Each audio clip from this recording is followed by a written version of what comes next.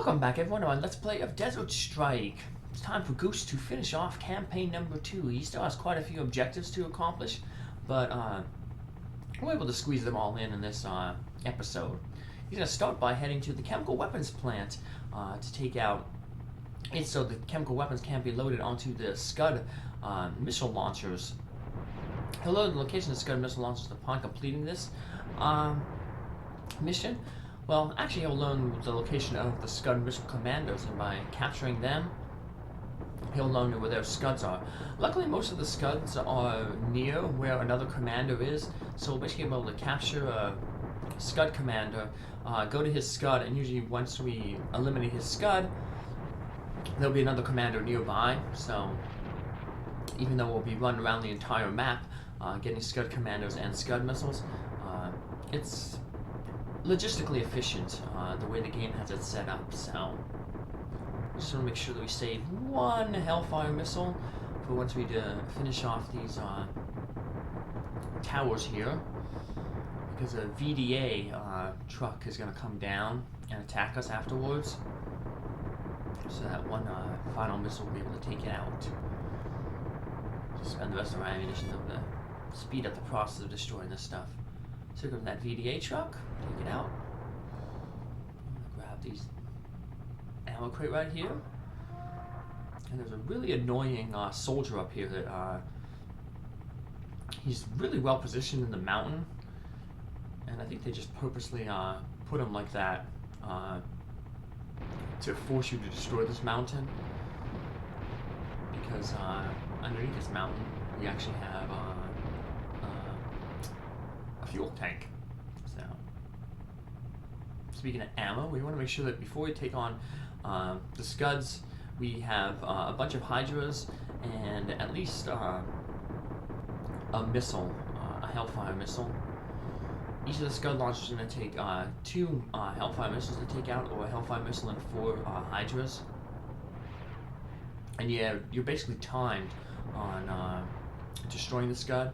If you don't destroy the Scud in time, it'll launch its missile.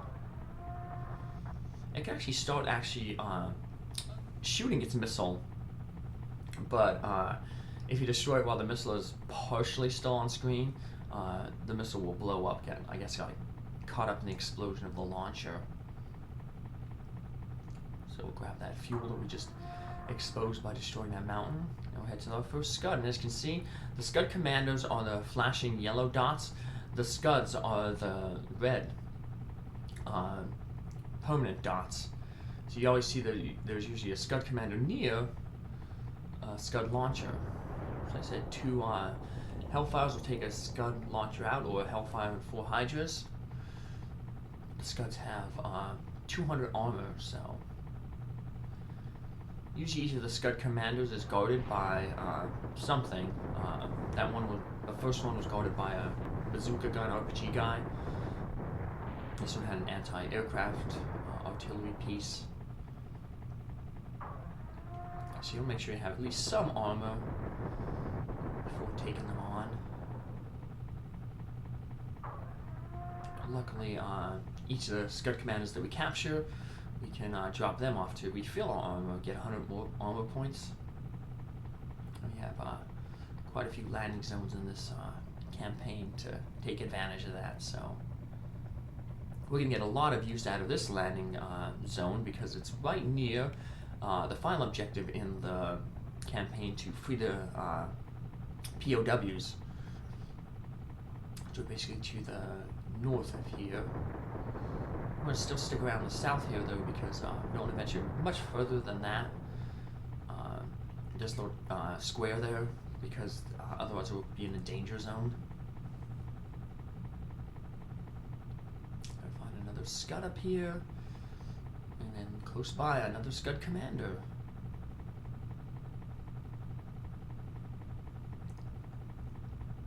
There we go, there's the Scud. Finish it off. As you see, the rockets start taking off, but it gets caught up in the explosion. There's another Scud commander. Take out this tower guarding it. And before we head over to where this Scud is going to be located, we're going to head over to the right. Remember when we first we're showing off the co-pilots in the first episode. They mentioned that one was shot down on an F-16. You thought you rescued him in the first campaign because there's that F-16 there was a pilot they rescued. Well, actually, that wasn't him because remember it said that he was shot down near a POW camp. Well, this is the F-16 near the POW camp. So we found Carlos Valdez, the missing co-pilot. He looks injured. They'll put him back together on the frigate. So once we return to the frigate after completing this mission, this campaign, we will have the option to choose him as a co-pilot. Like the game says, he's the best gunner and the best winchman, so he makes things a little bit easier by choosing him for the final 2 campaigns, but we're going to stick with Mr. Dave because, like the game said, he's the most challenging one. They challenge you to do that, so let's make the game a little bit interesting. Another launcher here. Sneak up on it. Oop. And we got hit by the surface air missile, but we have this armor that we can pick up right here. They're going to be nice with some armors. They're actually going to give us some few armor pickups, or another armor pickup near the POW camp. And then each time we grab POWs and POW camp, we're allowed to refill some of our armor, so they're very generous, at least with armor.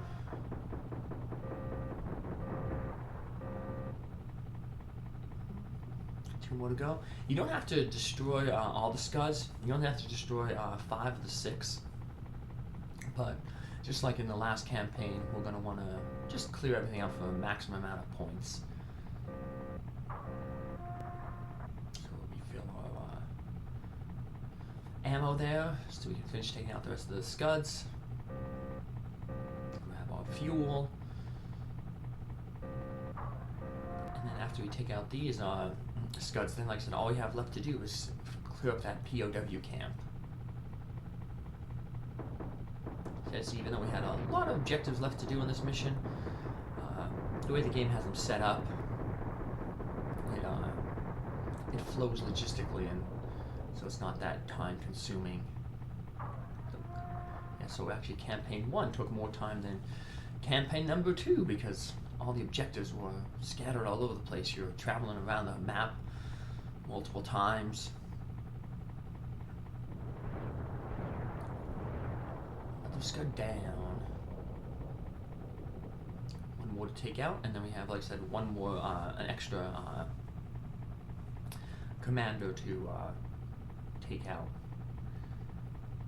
Whenever we can, remember, whenever you have the option to fly over the water, it's best to fly over the water because remember, flying over the water doesn't use any fuel.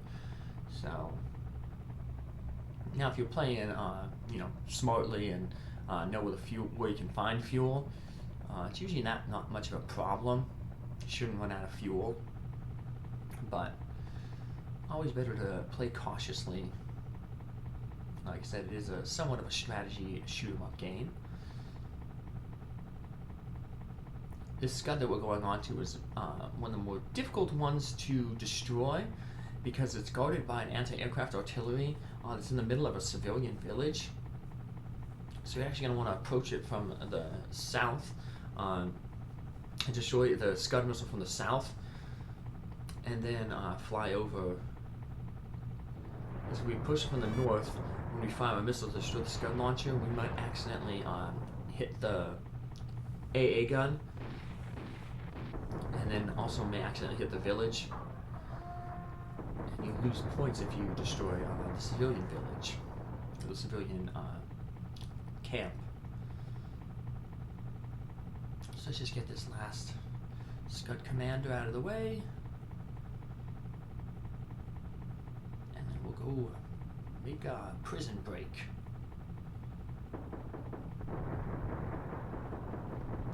So we're lucky that they have a landing zone right near where the POW camp is. So it's a pretty quick mission to do.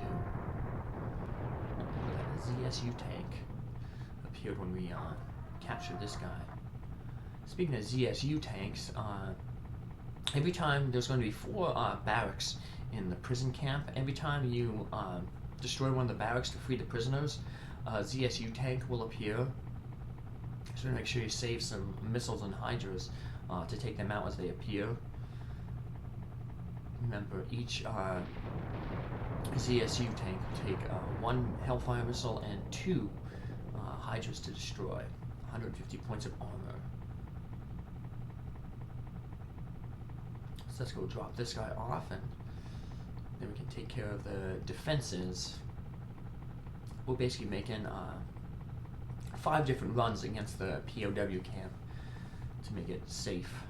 We'll destroy all the defenses on our first trip, and then we'll do 4 individual runs for each of the barracks.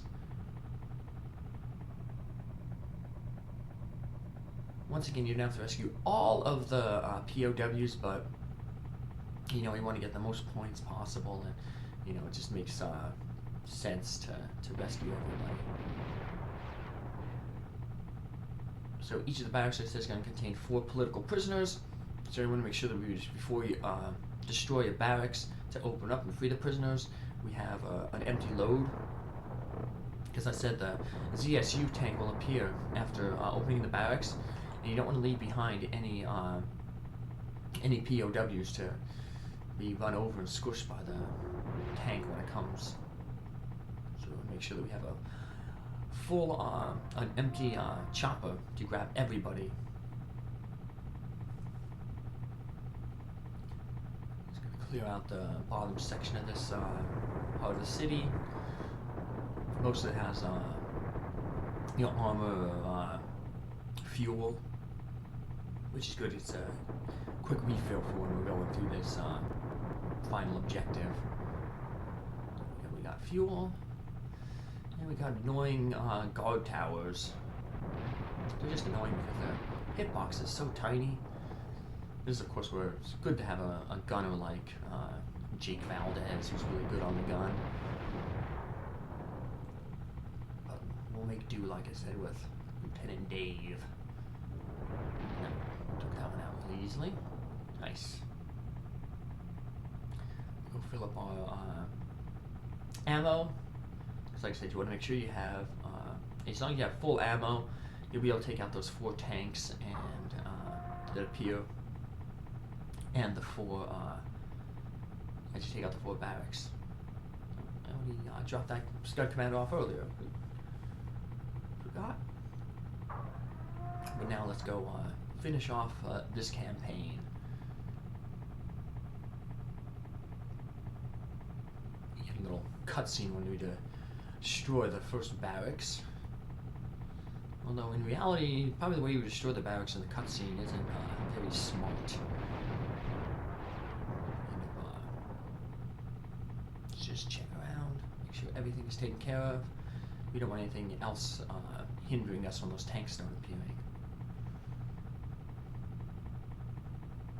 Grab some fuel if we need it. Just check and make sure that we got all the enemies. We don't want anybody to escape.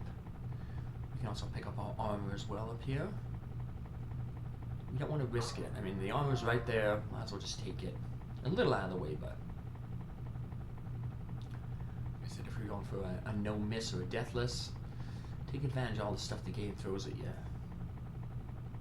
Like I said, we'll be getting more than enough armor upgrades when we, each time we clear out a barracks here. I like to put my map on ZSU here, that way I can see what the tanks are coming.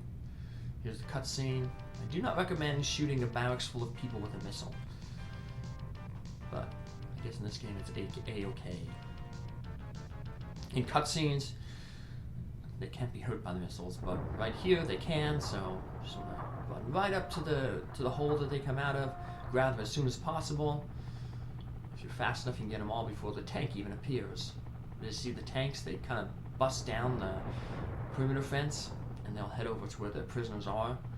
You don't want to lose any of them, so that's why we're going to make this return trip after each pickup. could theoretically do it in one less thing, but then you're risking 2 prisoners. So pick up 4, pick up another 2, and then have 2 left behind. You don't want to risk them. So there's you don't have to rescue every single one, but you can only afford to lose 2. And we've already got this far into the campaign. If you fail any of the campaign objectives, you're called back to the frigate and basically have to restart the entire campaign over again. So we worked way too hard to get this far to lose 3 POWs and have to restart. Well, this tank came out of nowhere. That came quick. There's a little bit of damage for us. Remember, we're getting a 400 armor refill every time we return back to the thing, to the landing zone. So we can take a little bit of that damage there. 50% of it done. And all I gotta do is get the final 2. There's gonna be a lot of more rescuing in the next campaign too, which might be my favorite campaign out of them all. It's very unique. It can be annoying though, but it's especially the end of the campaign. It's really unique. The final mission in that campaign. Well, probably be about 3 episodes until we see it. So let's grab POWs. Look for the tank. It's coming down from the south area here. Shoot around.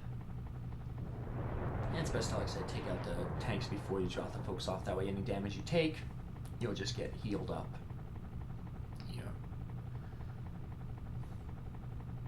I'm gonna drop the last folks off at a landing zone, but you don't have to drop them off. You can, I guess, drop them off at the frigate when you complete the mission, but we got a landing zone on the way back to the frigate, so. Alright, let's get our last group of POWs. And then we're heading on to campaign number 3. We won't actually get into campaign number 3 at all because, as you can see, the episode is already at the normal length that I like them at, around like 18 minutes.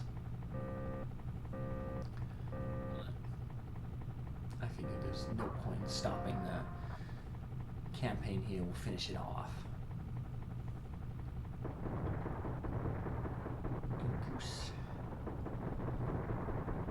Probably gonna get a medal for all this.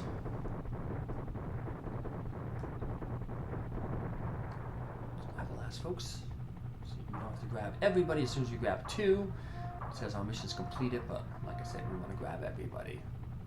Let's finish off this last ZSU, because remember, you lose points if you don't destroy everything. It'll say like enemies escaped.